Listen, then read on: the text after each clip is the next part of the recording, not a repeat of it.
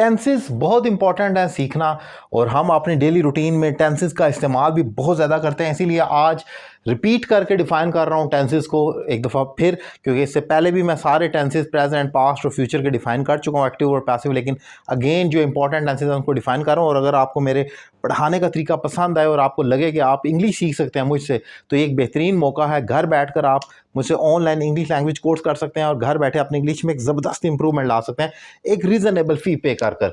आज का टॉपिक है future perfect tense. Again it is one of the important tenses.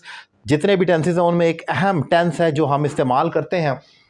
Future perfect की अगर बात की जाए डेफिनेशन की, तो basically it shows any action which will have been completed in future before any specific time, यानी कि ये ऐसे एक्शन को शो करता है फ्यूचर के जो मुस्तकबिल में किसी खास वक्त से पहले मुकम्मल कर लिया गया होगा। फॉर एग्जाम्पल आप कहते हैं उसने काम कर लिया होगा, आम तौर पर इतना फिक्रा नहीं हो सकता, हार्डली कोई एग्जाम्पल हो तो हो, अदरवाइज नहीं होगा। उसने काम कर लिया होगा 6 बजे से पहले, उसने काम कर लिया होगा मैच ख़त्म होने से पहले, उसने काम कर लिया होगा तुम्हारे पहुंचने से पहले, उसने काम कर लिया होगा रिजल्ट आने से पहले। तो कुछ ना कुछ होने से पहले आप कहेंगे और उसके साथ आप ये कहेंगे कि इतने बजे कि उसने काम कर लिया होगा। सो बेसिकली ये टेंस ऐसे एक्शन को शो करता है जो फ्यूचर में किसी खास वक्त से पहले एक्शन ऑलरेडी हो चुका होगा।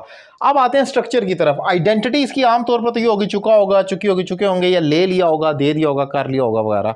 मैंने काम कर लिया होगा या कर चुका होगा, एक ही बात है। हेल्पिंग वर्ब की अगर बात की जाए तो विल हैव आएगा थर्ड फॉर्म के साथ। शैल हैव भी आप लगा सकते हैं, नहीं भी लगाएं छोड़ दे उसको, उसमें टेंशन में उसमें कंफ्यूज ना हो, आप खाली विल हैव ही ज़हन में रखें तो इनफ है। विल हैव के साथ वर्ब की थर्ड फॉर्म आएगी। अब जैसे एग्जांपल है, उसने काम कर लिया होगा, he will have done the work, उसने काम कर लिया होगा। और इंटरोगेटिव करना है तो सिंपल है, will he have done the work और he will not have done the work, जिस तरीके से होता है। इसके साथ ड्यूरेशन भी हो सकता है, जैसे मैंने आपका दो फिक्रे, जब इसके साथ दूसरा कॉम्बिनेशन होगा तो वो प्रेजेंट इंडेफिनिट का होगा, यानी कि I will have slept before you arrive, तुम्हारे आने से पहले मैं सो चुका हूँगा। सो आई विल हैव स्लेप्ट तो हो गया, मैं सो चुका हूँगा, बिफोर यू अराइव, ये जो तुम्हारे आने से पहले वाला हिस्सा है ये हमेशा प्रेजेंट इंडेफिनिट हुआ करेगा, यानी कि प्रेजेंट सिंपल।